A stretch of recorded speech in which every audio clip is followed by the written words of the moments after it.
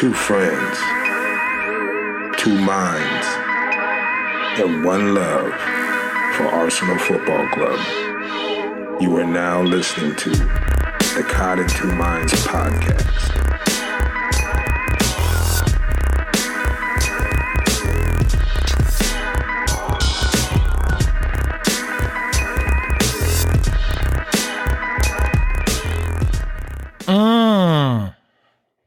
Yeah, big baby.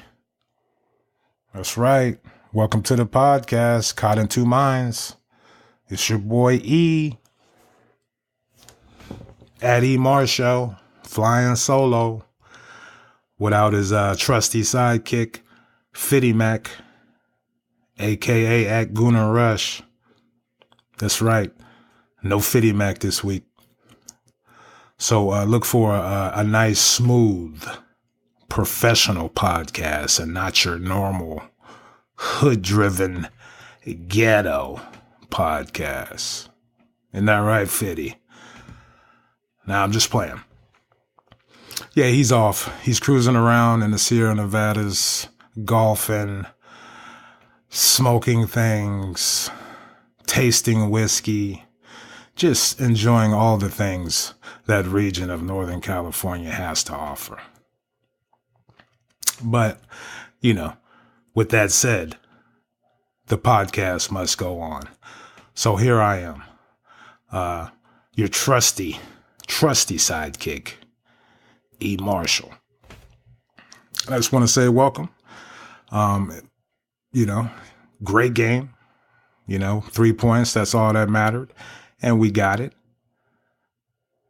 Before we get into all that, I don't know about you, but that 5 o'clock in the morning game, that was a rough one. And with all the things that are going on in the Dallas-Fort Worth Metroplex, as an Uber and Lyft driver, let's just say I've been extremely busy. We got Cowboy games, TCU games, Ranger games. There's just a lot of shit going on down here. And as an Uber driver, you got to be out there in it. And I guess what I'm trying to say is I didn't finish watching the game yesterday. I had to finish today. And let me just say my overall feelings of what I watched. I was pleased.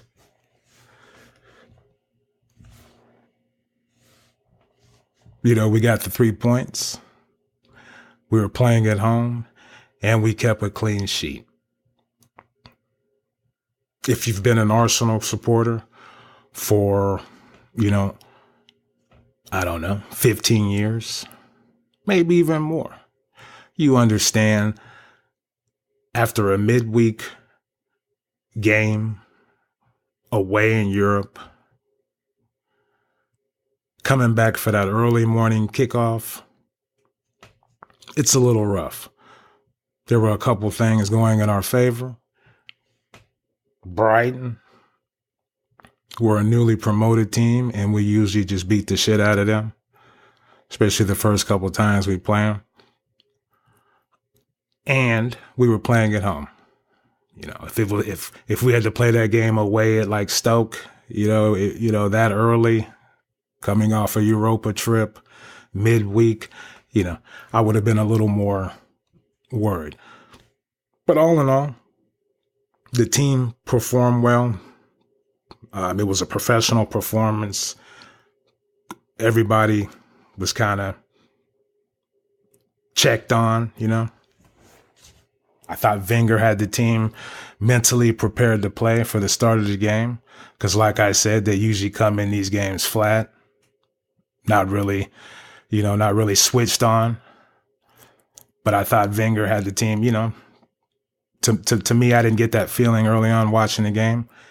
And I thought the tactics that he deployed in the first half, I thought the team followed those, and it was a pretty comfortable victory for us.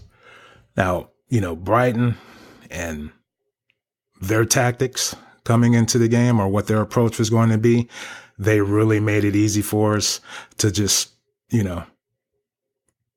cruise and get just a perfect victory, or just everything that happened in that game was just, perfect as far as, nobody got hurt.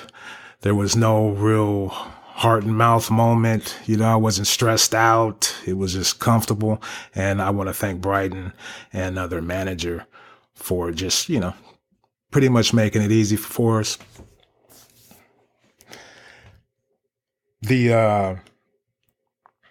Back to Wenger, as far as the lineups, I thought the lineup was great.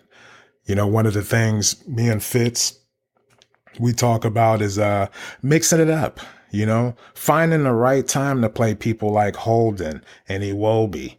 This the right game against the right competition, sprinkled in with, some regular starters, and you'll start to get the best out of these young players. And you're just putting them in a position to succeed, instead of playing them in pressure games, out of position with, a lot of the starters not out there. So I just thought playing Iwobi, he might not have had a choice. I don't know what's going on with Ozil and some of the other players, but I thought that was just the perfect opportunity to play him, maybe get him some confidence back. And, we'll get into that later on, but he scored a great goal. Took his time, was calm, and put it on target, and scored. And, coming from him, that's saying something. I thought with the lineup, basically, I thought maybe Jack would play, and that could just be me being selfish after his midweek Europa performance. I thought he played great. Looks like he's finally getting it as far as the, along with some other players, but less is more. I'm not seeing Jack trying to show his toughness and his industriousness, and that English style. I'm not seeing him get stuck in stupid challenges. I'm not seeing him running with the ball too much to the point where you're inviting a challenge. I'm just seeing him spraying just beautiful, well-weighted passes all over the pitch, and his ability to connect with different players around the box and spray that little ball wide out left with his left leg. That's what, Arsenal fans have been clamoring for. So, like I said, I wanted to see him play, maybe get an hour in, take him out, so he can maybe get a little rhythm and keep it going. But I understand, Wenger and being cautious. I understand it. So, that would be my only thing. Maybe want to see Jack play a little more and see if he can keep it going. But he'll have plenty of opportunities with the games coming quick, fast, in a hurry. So, all in all, Wenger, I thought, even his subs, he brought him in at the right time. I thought Wenger did a good job. The first goal was a scrappy goal, and because it was a scrappy goal, it was fitting that, one of the scrappiest players on our team, Monreal, scored it. And I was happy for him. You people who, you guys who've listened to the podcast know he's one of my favorites because I could see he gives a shit and he's really trying. And I respect the fact that when he first got there, he didn't, he was just going to be a backup player to soft-ass Gibbsy. But he saw his competition and realized that I could take this guy's spot and perform for this club. And that's exactly, he's been one of our consistent, available, and hardworking players. Every now and then he screws up, but hats off. Great goal. Happy for him. Another solid performance for him. Excuse me. Some of the other players, I was talking about the less is more with the Ramsey. With the Jack. You really notice it with Ramsey. I'm not seeing Aaron two-touch Ramsey And, him trying to sneak a back heel there. I'm not seeing him run off being undisciplined. He's tactically trying to be more aware, and he's keeping things really simple. And, that's the reason he had that breakout year, 3 years ago or 4 years ago, whatever it was. But the reason why he had that breakout year is because he kept things simple, and he picked and chose his time to be aggressive, and he took his chances. So if we can get that out of him, you love his energy. You love Aaron Ramsey in games like that against opposition that's just going to try to sit back because, he's going to run all over the pitch and at least sincerely try to make things happen. But now it's more controlled, and it just seems to be more effective as far as I'm not noticing us get cut open, right down the middle like we were as much. Now, so my feelings about Sanchez, to me, he just looks like somebody who, he's like, man, fuck it. I'm here. I'm going to be here till the summer. And, it is what it is. So I'm just going to go out here and play my ass off, but fuck these guys. That's kind of what I see from him. I see a lot of bickering, a lot of pointing and directing and, trying to do too much and keeping the ball, a little longer than needed. Let's just say he's not playing with a smile on his face, but, him being Alexis, he's going to put in a shift. But just when you get tired of all that bullshit, the complaining, the pointing, what's going on with this pass, or the pointing, just all that. Just when you get tired of it, he'll slip a back heel, a beautiful back heel to Iwobi for the assist. Throughout the course of the game, he was frustrating me, and then he'd slip a good pass to Lacazette, or Ramsey. So, I'm okay with the doctor. What is it? Jekyll and Hyde, the hot and cold. I'm okay with it. And more importantly, I like the way the team is just, the squad in general is just like, whatever. That's Alexis. He gonna do his thing. Let's continue to go on about our business and try to perform for Arsenal. And hey, let me get your opinion on Twitter. Tweet me. But do you think this will be able to last throughout the season? Or do you think I'm reading too much into it? Or, what's your feelings on Alexis? But all in all, he played good. Still trying to do a little too much. I want to see him smiling and happy and really, really developing some sincere chemistry with these players. That's all I'm saying. Oh my gosh. Let's see. Lacazette. Just, clinical, just vicious, like a hit man. I still don't think I've seen that motherfucker smile all season. You know what I mean? He's serious. He does everything well. When he strikes the ball, he hits the shit out of it. Just like the one that struck the post. Everything is on target. Keeper made a few good saves. Just deadly. That's exactly what we needed. Somebody who's not bullshitting up there. Somebody who's ready to shoot any kind of shot.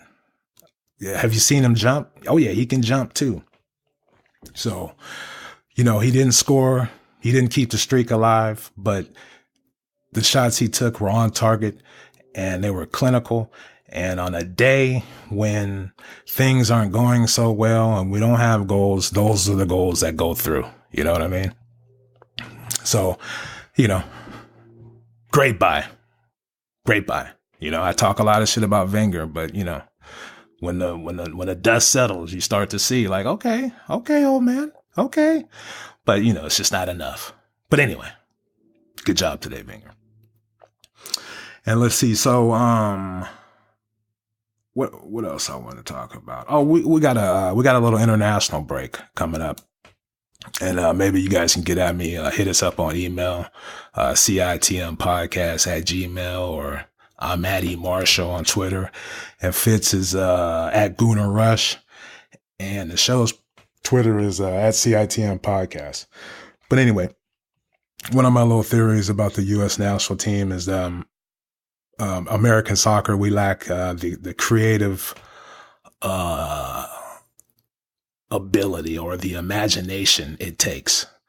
Like Alexis, he knew somebody would be over there when he backheeled it to Iwobi, but he just tried it. Like, you know what I mean? Like he had the creativity or the imagination to see that and try that.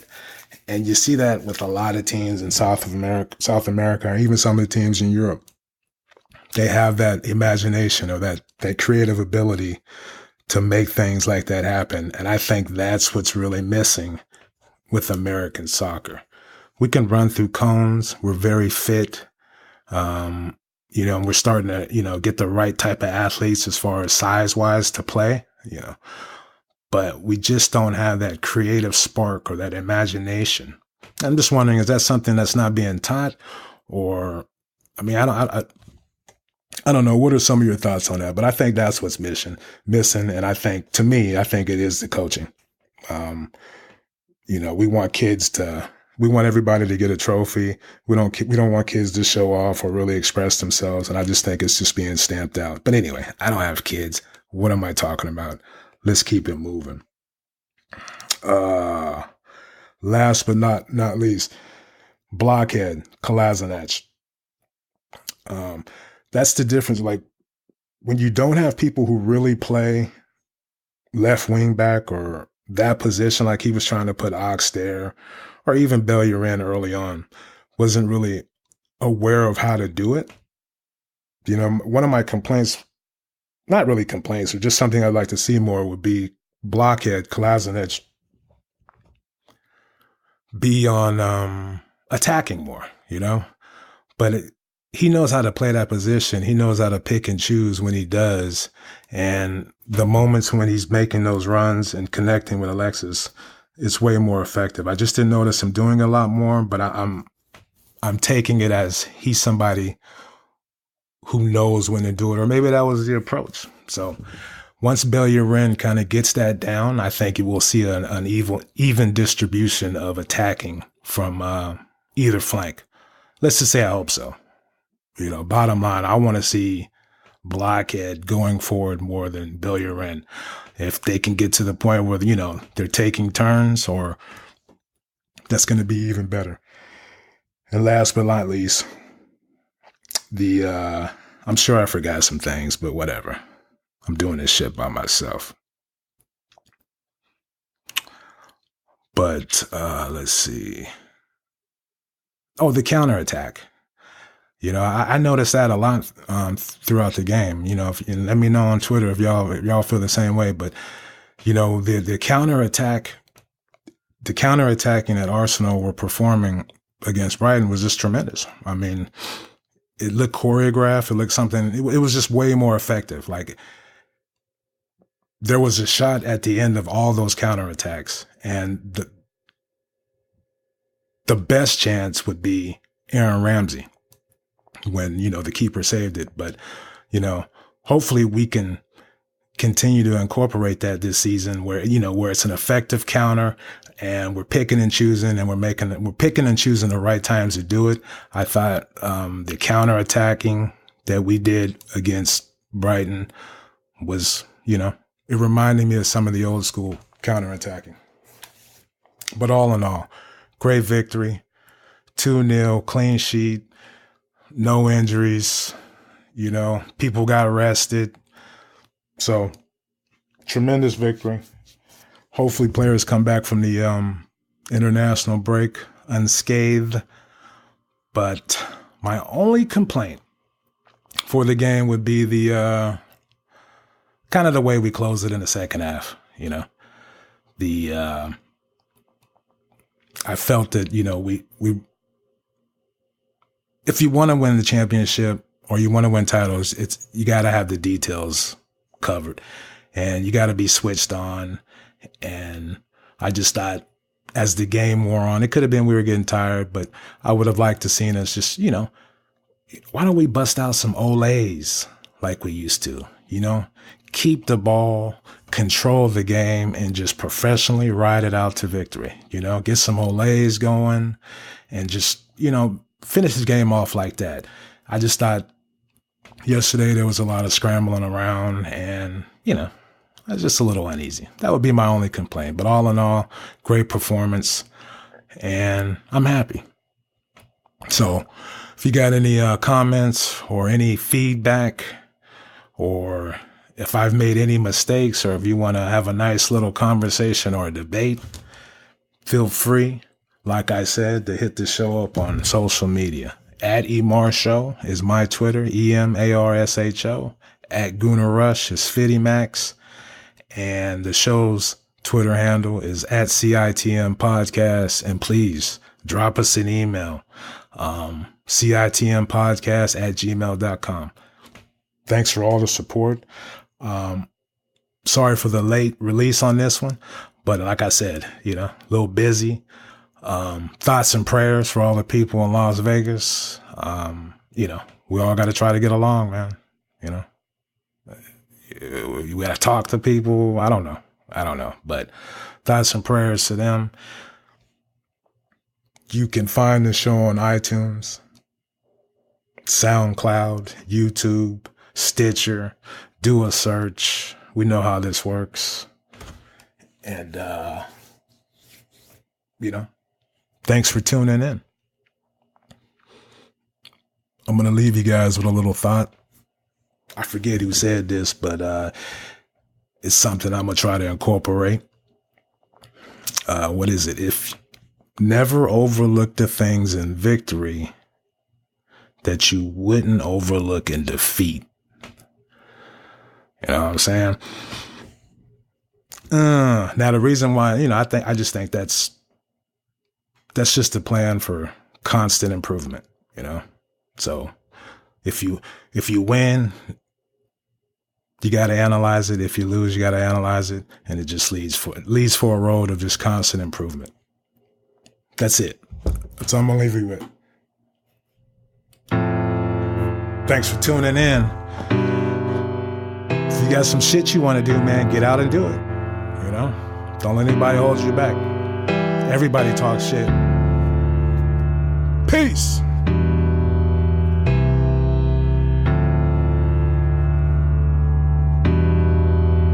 Thank you guys for tuning in to Caught in Two Minds.